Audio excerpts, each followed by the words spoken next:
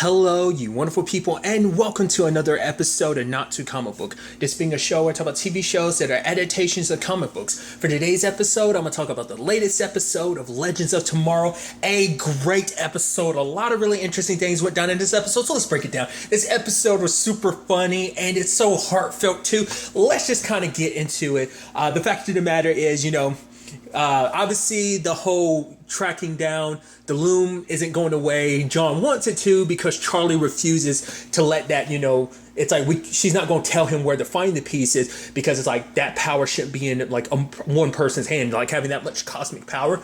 And Sarah agrees. To be fair, Sarah talked about, she dealt with, she didn't talk about, what I was thinking is, well, she literally dealt with the Spear of Destiny in season 2 and that literally broke time. So she can probably come from the perspective of like wielding something you shouldn't have, and the consequences of it. So I think that's probably, also the situation is they constantly screw up time, they kind of break things. So probably coming from the perspective, we shouldn't be messing with this loom, especially if it's something that deals with fate, especially because it's just like, I think especially after everything that went down after Crisis, I'm sure that resonates even more in your mind about not kind of tackling things on that front. But nevertheless, Ray is trying to set up, proposing to Nora. He's, sneaking a ring into food. Gary's preparing the food and stuff like that. Nate and Behrad are like by his side being like, oh, look, he's all grown up, and they end up leaving. But at the same time, I love how we tied this together where it's like Gary, it's literally 5 hour, like Gary from like at the end of season 3, still working with the Time Bureau, is cleaning up the mess in Salvation. And lo and behold, who's there? He's like, oh, let me block out the sun so I can see it. He's like, no, it can't be you. And it's like, none other than Damien Dark. I was like, dude. And for him to show up later on at Nora's, because she's at Constantine, and he's like, Nora, Daddy's home, and it's dark, and it's raining, and the lightning strike. I'm like, oh, it looks so sinister. I love it. So now Nora's having to literally lie the entire time. It's like, okay, Ray, I need my dad's back. It's like, what? Your dad's back? It's like, shh. We can't let Sarah know because if she knows, because he now has, Khan's sword. So it's like, it's a Hellblade, so it can kill Encore. So it's like, no. So just give me an opportunity to deal with this myself. Take my charge, the little girl. It's like, take her, keep her busy, no wishes and stuff like that. So all of that's happening, I love that when it's all said and done, Ray ended up kind of telling, Behrad and Nate. And I love the fact is they didn't fight him on this. They actually had his back in this whole situation because it's like, it's like, well, you should kind of deal with this because Behrad was like, yeah, it is going to be like your future father-in-law and stuff like that. But it's kind of like, well, we can't tell Sarah. Well, Sarah and Ava ended up saving Gary, and it's like, wait, and you're like realizing, oh, this is Gary from 2018. So it's like, go back to the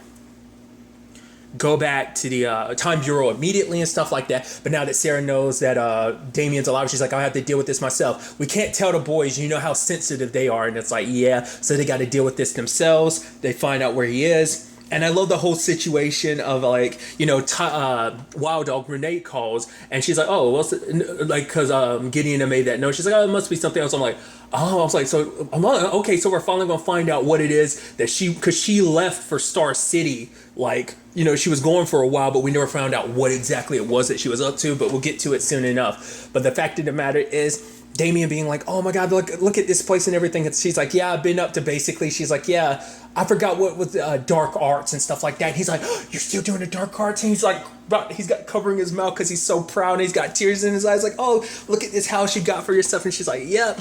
And I love it being like, oh, is this I love this place. It's like, yeah, is it a safe neighborhood? It's like, she's like, yeah, pretty safe. Yeah, you know what the worst neighbors are? And he's like, kids. And Nora's like, yep, I hate kids, which is ironic considering her being a fairy godmother. But the fact it didn't matter is him being like, because the problem is sometimes with neighbors, like, sometimes you have to kill them, because sometimes it's either kill or be killed.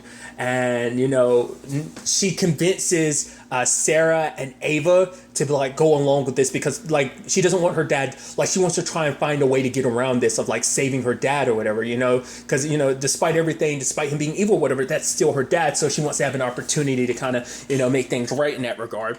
So I love the fact is that she's playing it up and like, oh, Ava and Sarah work for her and everything, and he's like, oh, what? And I just, dude, And what I really loved is when, it's like they're playing this up and everything, and Gary's got a plan. Well, because initially Nora's got a plan of like, rather than killing my dad, we can strip him of his powers. If he doesn't have his powers, he would just be a normal person, so you don't have to worry about killing him and stuff like that. And Gary's deciding he's going to be the one to make the potion and everything.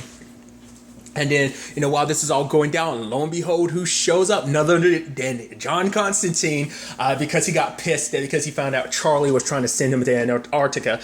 Side note, I love that as he's walking away, Nate's like, what's up, Captain Cold, or something like that. I'm like, Captain Cold, who used to be part of the Legends, which he was, I wonder because literally I didn't notice it until he had just the goggles on. I'm like, that literally is Snart stuff, isn't it?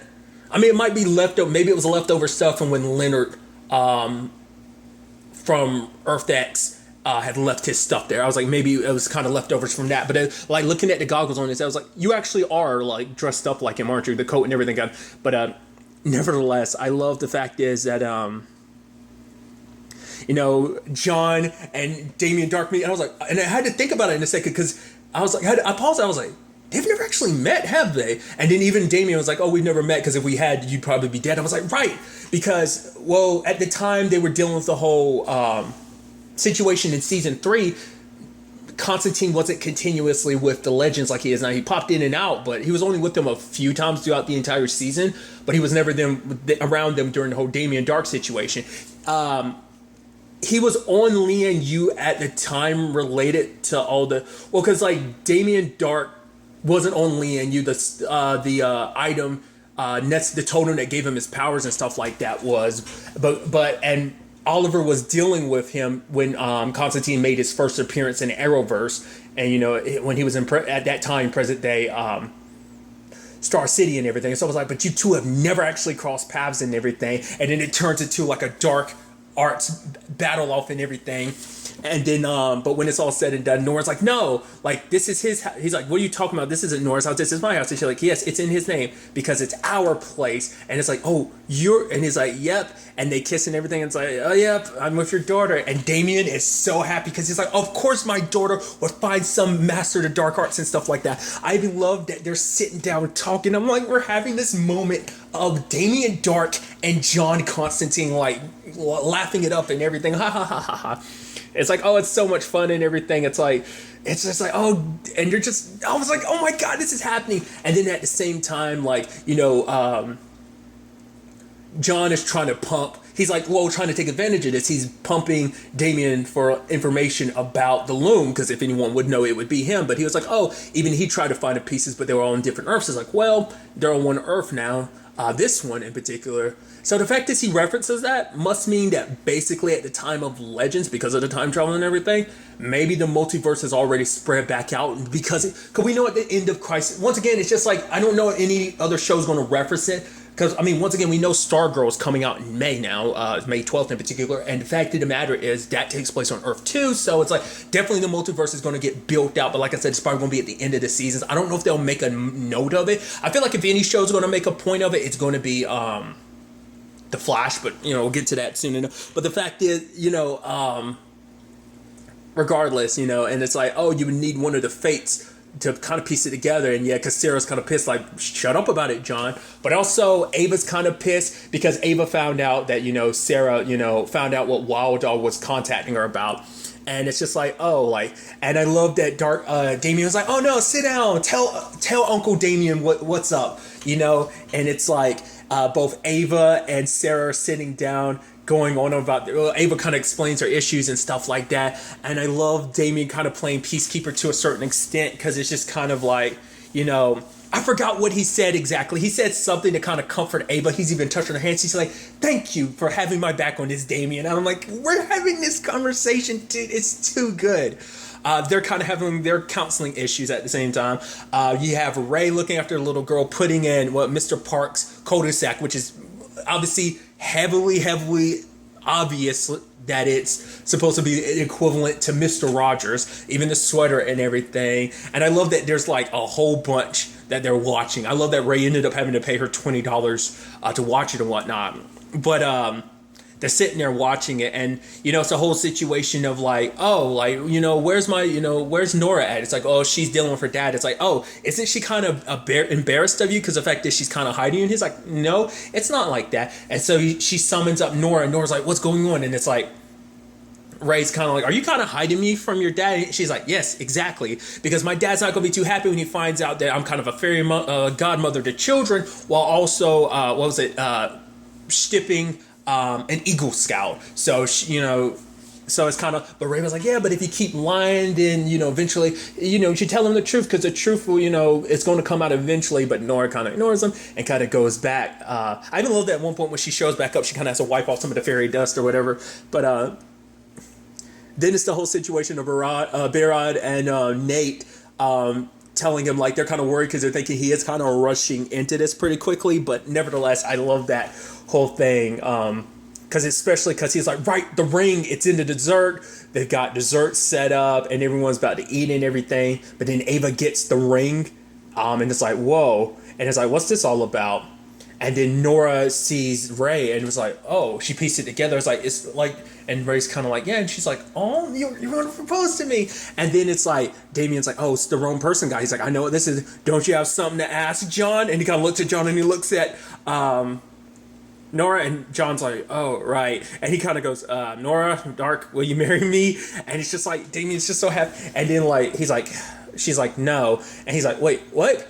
Damien looked like he was so heartbroken because someone's like, no, she didn't mean that. It's like, come on, babe, it's Johann Constantine. It's like, come on, he's kind of the perfect match for you. You're madly in love with him. It's like, no, I'm not in love with him. The truth of the matter is, because I didn't talk about this, but I thought was kind of a neat thing was like the reason why Nora was able to convince them to kind of help her, in particular Sarah and Ava, was because she invoked book club, and Sarah was like, book club. It's like that was the thing between her, Ava, Mona, and Nora last season.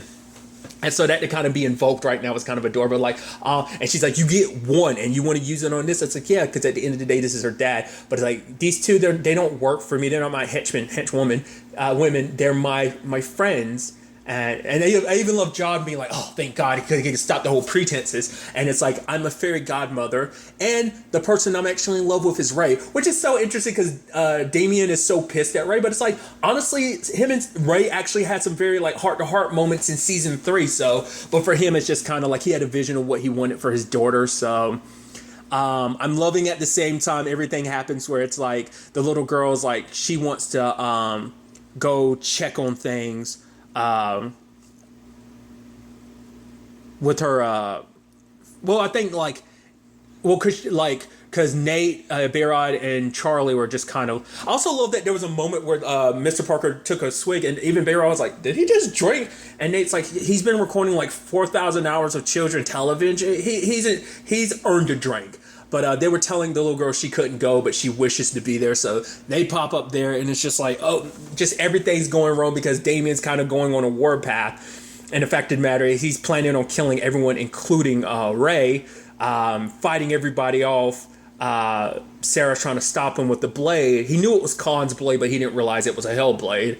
And so he's like, I'm gonna have so much fun basically killing all of you. And I love that Nora's like, Dad, you can't be killing my friends anymore. Almost like a teenager, like, God, Dad, stop killing my friends. Jeez. It was almost that moment. I love it. It's just so good.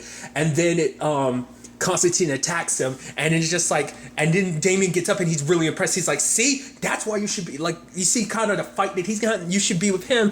But and then Nate was like, okay, wish for something, but she wishes for them to all be in Mr. Parker's Cul-De-Sac, and they all get transported to the TV show. I love that Gary gets turned into a train. I was like, okay, I didn't think much of it until at the end of it. Gary's like, oh, I'm back to normal, and I got over my fear of trains. I was like, oh my, and I think that was kind of the joke too, that they like, it's everyone else's getting their issues figured out, but it didn't focus at all on Gary's. And it's like, oh, his fear was of being, and even Nora's kind of got this look of like, whatever, Gary. But the fact of the matter is that's kind of sad. I mean, to be fair, it's understandable you'd have a fear. I mean, to be fair, you'd probably have fear of unicorns too. Probably fear of horses in general, considering the fact is you got your nipple bitten off by one back in season 4, last season, But still, I love the fact is that was just a bit. And then it's like, Damien and Nora are there basically, as, Ray is talking to them about like their issues with each other, and it's like, well, you simpletons have, you simpleton, if you want to know what's wrong, you corrupted my daughter. And then she's talking about, well, look why I didn't tell you the truth, just because, like, look how evil you are, Dad, essentially. And Sarah and Ava got turned into puppets. I love Constantine being like, puppets again, because it's like, right, serial killer puppet that took on the form of a puppet that possessed a puppet that looked like Martin Stein.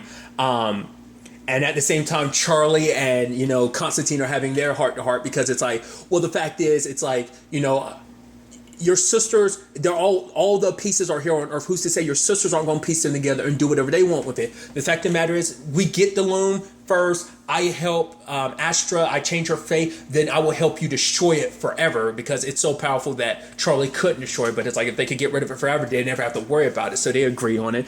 Ava and Sarah.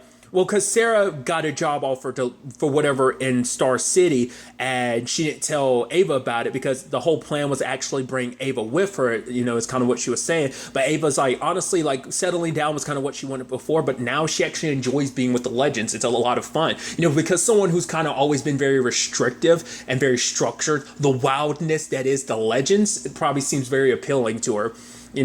So they kind of make up too. I also love that Nate was the son. Also, Behrad was the delivery man and delivered that sombrero. Like, if you don't have it, you can't talk. And I love it's like, oh, and I love Damien kind of freaking out. He's like, let this be over. Let it be.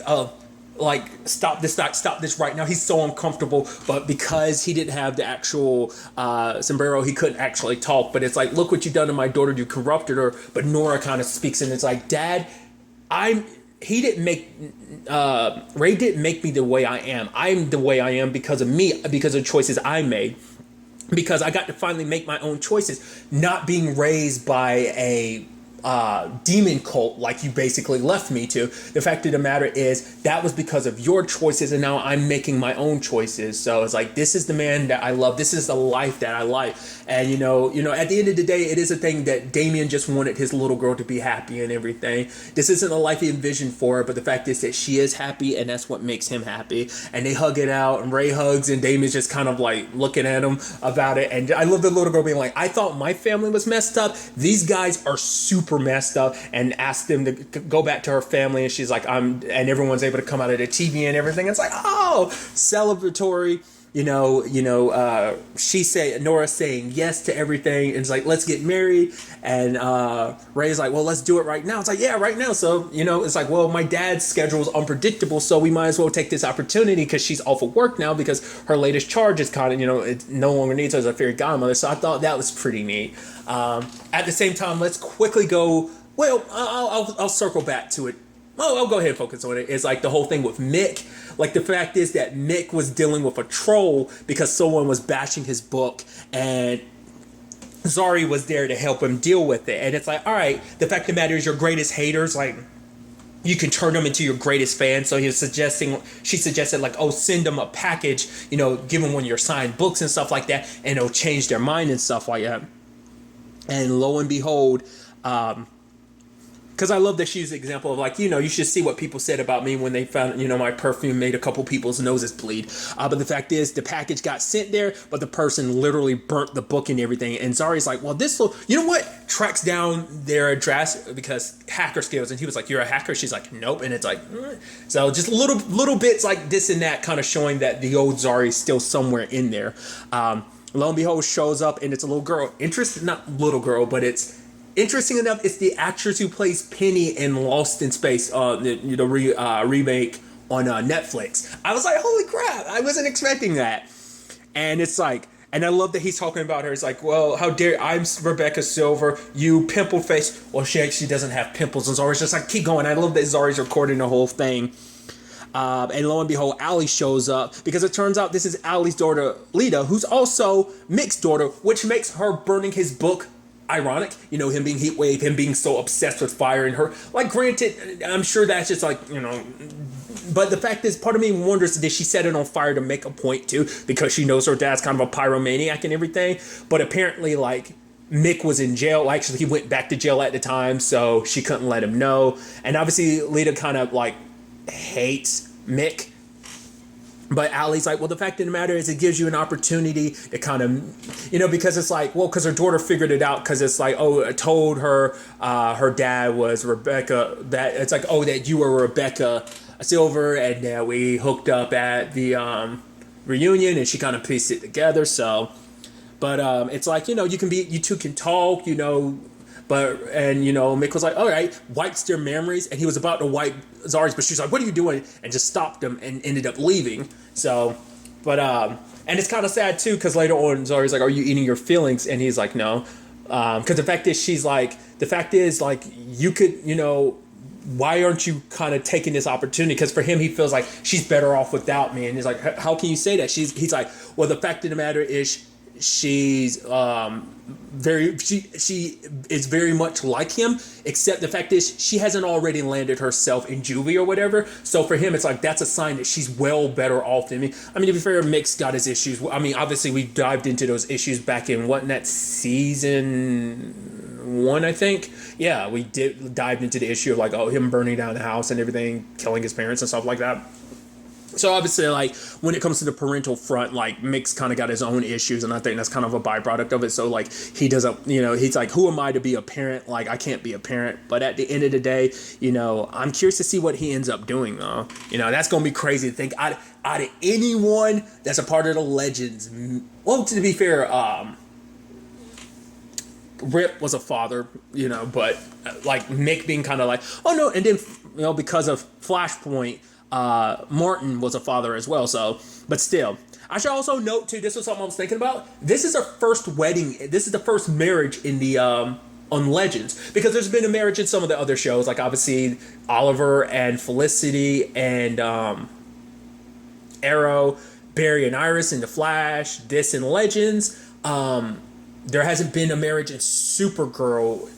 Well, there was an engagement, but that didn't go through. Black Lightning, Anissa and Grace are together. They ended up getting married, kind of a fast wedding. And then like Batwoman, there hasn't been one. So it's just kind of interesting. Like half the shows have like weddings and stuff like that. The other half don't. But I think that's kind of interesting when you kind of break it all down like that. But regardless, the beautiful ceremony and everything. Because to me, I really liked it a lot because it's adorable. Because obviously, Brandon Routh and Courtney Ford are actually married in real life, so it's just kind of cute to see them get married on screen too. So, and Damian being there, it's like, oh my god, this is so weird, and he's so happy. He's so proud and everything, and I love him. Talking to Ray, and it's like, the fact of the matter, because it's like he's saying that Ray did a lot, and Ray's like, I didn't do too much. I was kind of all Nora, and he's like, and even Ray trying to be like, oh, you shouldn't be too hard on yourself. And he's like, I'm not here for a pep talk. It's like, you look after the job that she has to do, because I forgot to talk about that. Like, Nora actually said, like, her helping children is actually kind of therapy for her, because it helps her deal with her own messed up childhood. But it's like her work is very important. You can't really do that while you're on the ship and everything. So basically, Nora can't be confined to being on that ship, so she needs to be free out there in the world to do what she needs to do, and you two need to be together to do that. So you get what I'm saying? And Ray's kind of like, right, which is setting up something. I don't know if I've talked about it. It's not worth really going into, but this there's some news that came out before the season started that kind of ties into Ray and Nora's story, that I'm like, okay, so this is a setting up the foundation of what that's going to be for their characters by the end of the season. Like I said, we'll leave it at that. If you know the news, you know the news. If you don't, I won't go into it, because it's definitely going to be spoilers, but really ain't worth getting into until later on. But I know him was like, take care of her or I'll come back and I'll kill you or something. And he's just laughing, haha, I'm just kidding. And Ray's like, oh, I thought you were, but I'm not. And he's kind of walking away. He's telling Nora, he is so proud. He had told Nora that he was so proud of her. And the fact is, I won't be too far away. Because she's like, what are you going to do now? It's like, yeah, he's not going to do the whole villainy thing like he was planning on doing. So he's walking away in that regard. And lo and behold, as he's about to leave, who does he run into? Sarah. And, for him, it's like, well, at the end of the day, it's like he's happy because he looks and sees like what his daughter has. She has friends. She has essentially a family that, by her side, like everyone that's there, And it's saying, yeah, basically because of you idiots, that Minora has what she has right now. So it's like, where are you going to go from here? He's like, well, the fact of the matter is I didn't do what Astro wanted me to do, kind of cause chaos and, gather souls for hell. So he's like, eventually she's going to call me back and torture me in hell. And he was like, and he didn't want to tell Nora the truth about that because he didn't want to ruin her day. So he was deciding to leave, and he was kind of, and he extended his hand out to Sarah, but she didn't shake it. He was like, I'm sorry. Basically he's like, I know you can never forgive me, which I would chalk it all up to you did kill her sister and everything. But he's like, and I don't think I will either. And he ends up leaving. And then I happened to notice in the rack where like the umbrellas are, I was like, Khan's sword's in there. I was like, where the hell is Khan's sword? And even Sarah pieced it together. She runs out. Damien killed himself. And it's like, and the sad thing is now Sarah's the only one that knows that truth. And it was his way. Because the thing is like, well, because we know that once you get killed, like by the weapons, they make it so that you don't come back as an encore. But I guess that's his way of kind of, because I don't know if that's permadeath. I was under the impression that's permadeath, or not, unless it's supposed to be a thing of like, he's dead, he killed himself, but to kind of send him back to hell, so he's back in hell. Like, I'm wondering if that's what that was. That's what I had assumed, like, that the sword was permanent death. And even I think Sarah's looking at, like, I guess she didn't expect Damien to make a sacrifice like that, Like I said, I was under the impression that's permadeath. Maybe it is. If you're more inclined to understand that, like, do let me know what that means in the grand scheme of things. I treat it as permadeath, but maybe it's just kind of like you're dead. Cause I know it works on encores because they keep coming back, but like, I don't know. It seems like it's eradicating your soul. So, but then there's a whole thing of like people killed by encores end up being tortured souls. So I think it is just sending him back to hell. But regardless, the fact is he's not going to be out and about. Still, like I said, an incredible episode, dude. I cannot wait to see where ultimately all this ends up taking us going forward into the next episode. But really, that's all I want to talk about. Till the next time we meet, be happy, be safe, live life to the fullest, and enjoy it. Good day and good